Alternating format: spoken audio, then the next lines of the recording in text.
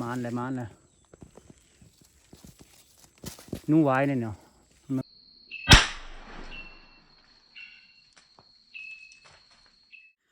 สบายได้สบายลืมเปิดไหมสบายได้สบายดีทุกคนยินดีต้อนรับเข้าสู่2ไทยบาเจียงทุกคนนี่เขาก็สิพาทุกคนไปใส่กับแล้วก็ไปต่อนกเลยเนาะประมาณนี้ก็คือว่าสิไปต่อนกแล้วก็ไปใส่กับ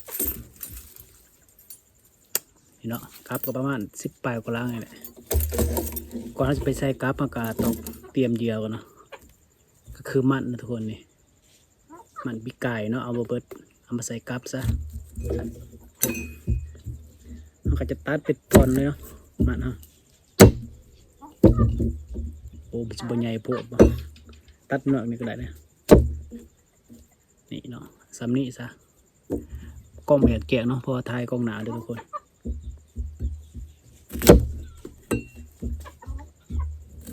เราจะตัดมันเป็นทอนเนาะทำได้10 ปลายแล้ว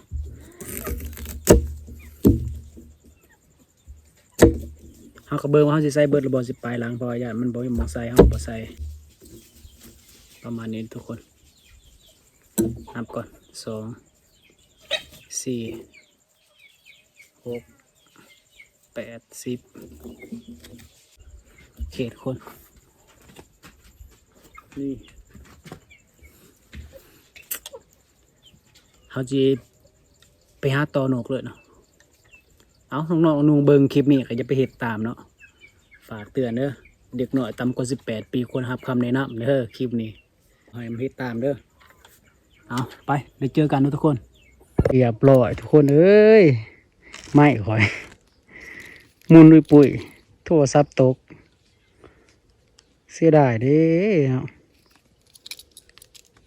เรียบร้อยสาว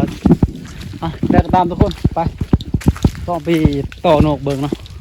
เขาจะไปใส่กับแล้วก็ไปต่อนกเลยเสียงอาจสิบ่สัตว์เนี่ยเนาะอาจสิบ่แห้งเนี่ยแต่ขนาดจะใส่ได้อยู่ไปทุกคนก็สิไปใส่แถวห้องเฮ็ดแห้วหรือว่าเฮ็ดกับดักนั่นแหละเขาสิเลาะใส่เบิ่งแค่นั้นไปโอเคทุกคนเนาะตอนนี้เขาก็ใส่ลังหนึ่งเนาะอยู่นี่ทุกคนว่าคืออยู่บ่คือซิมีนูอยู่บ่เดี๋ยวอาจจะไปใส่บ่ใหม่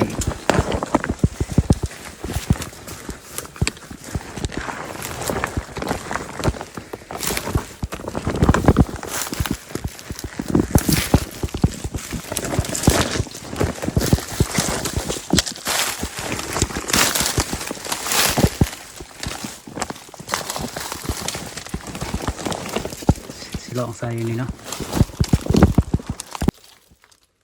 เป็นลังที่2แล้วทุกคนนี่ลังที่2นะ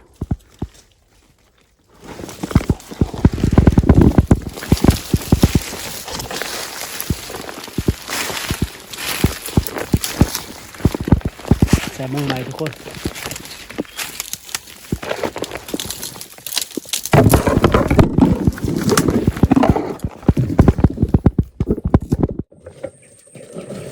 ทุกคนตอนนี้เขาก็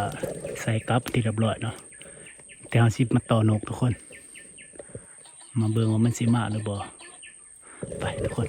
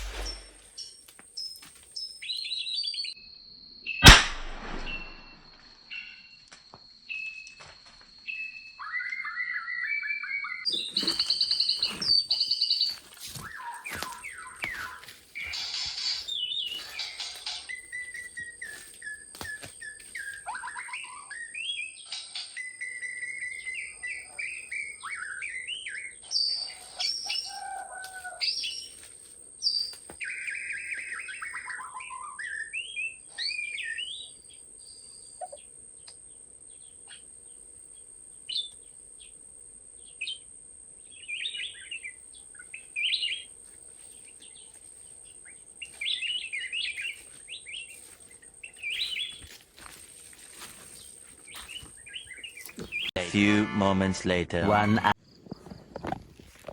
สบิดายสำบายดีทุกคนเนาะยินดีต้อนรับสู่ช่องไทยบาเจียนทุกคนเอามื้อนี้เฮาก็สิมายามกับดักหนูแล้วก็กับดักที่เฮาเฮ็ดไว้เนาะวันเฮาไปต่อกับไว้ประมาณ12หลังทุกคนว่าสิได้แต้มอยู่บ่มื้อนี้ไปทุกคนคือเก่าแหละบรรยากาศอยู่ไห้อยู่สวนคือเก่าคลิปนี้ก็ยังอยู่ไห้อยู่สวนเนาะไม่ได้ออกไปไสช่วงนี้ไปทุกคนไปเบิ่งกันเลยว่าเขาสิได้หรือบ่ได้นี่ก็คือเก่าเนาะมามือนี่เอาปืนมานำเนี่ยอย่าว่าเจอสัตว์เพราะว่าไปแต่ละเทือไปได้ถือปืนเห็นนกตอนเสาร์หลายเนาะไปทุกคนโอเคทุกคนตอนนี้เขาก็มาหอดบ่อที่เขาใส่กราฟเลยเนาะน่าจะไปเบิ่งว่ามันสิถือหรือบ่ไปทุกคนไปเบิ่งน้ำกันเลยอยู่ไสวะเห็นบ่อยากเลื่อมนะ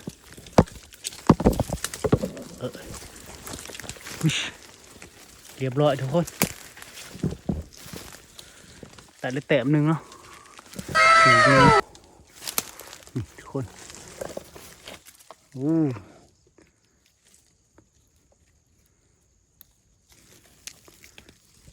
เรียบร้อยโอเคทุกคนตอนนี้ก็เรียบร้อยเนาะปุ๊บเลยเขาก็ใส่เครื่องมองเกานั่นแหละใส่ไว้ประมาณมือหนึ่งสองมือเนาะคันบ่มีเขาก็แต่งใหญ่ท่านได้กินซ้ำถือก้อนเลยใส่กัดมันก็ย่านเลยทุกเจ้าย่านมันดีมือเนาะเครื่องเลยใส่กับมันลันเนาะหนีมือเจ้าของโอ้ยเจ็บกบปานถือผู้สาวบอกเลยเอาถือว่าเขาได้1 แต้มเนาะ1 หลัง 1 แต้มลันบ่หลังที่2บ่ลันเนาะตอนนี้ไปเบิ่งหลังที่3ทุกคนหลังที่3มันก็ถือเนาะถือนู่นเนาะทุกคนโอ้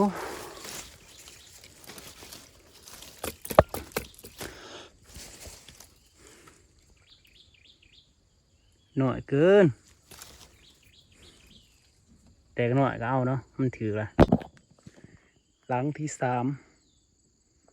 แต้มที่2เนาะใส่เลยไปเบิ่งหลังที่4กันเลยทุกคนว่ากับ10 ปลายหลังเนี่ยเขาสิได้จักโตเอาแล้วบ่เห็นนกเจ้าโอ้นกอยู่หัวเนี่ยเมื่อกี้นี่อะไรโอเคแล้วตอนนี้เขาก็มาหอดทางเขากับดักทางไปเบิ่งกับดักไปเบิ่งกับเขาใส่กับดักทำกันเลยเนาะมีรันบ่มีรันนะมึงเฮ้ยเขาบ่มีรันมึงอ๋อก็สิบ่มีลุ่นให้เหี้ยนี่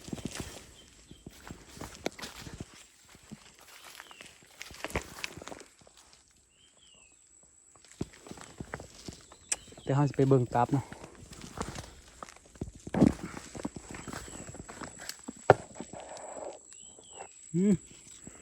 รันทุกคนรันในรันหนึ่งรันถือนูใหญ่สัม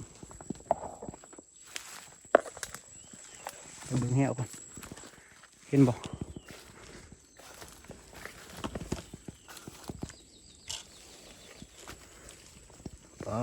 มานเลย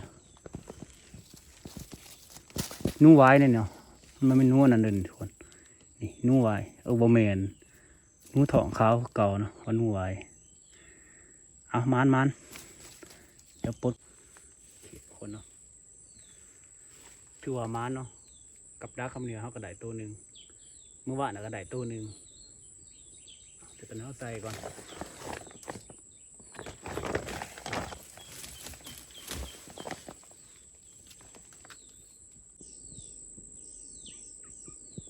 นก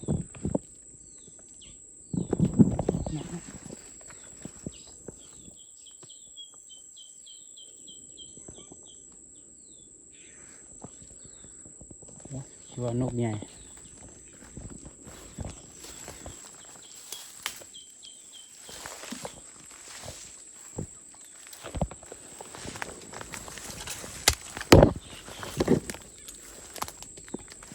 ตัวนี้บ่หลันนี่ว่าจะเฮ็ดกับดักแต่ยังบ่ทันมีเวลาเฮ็ด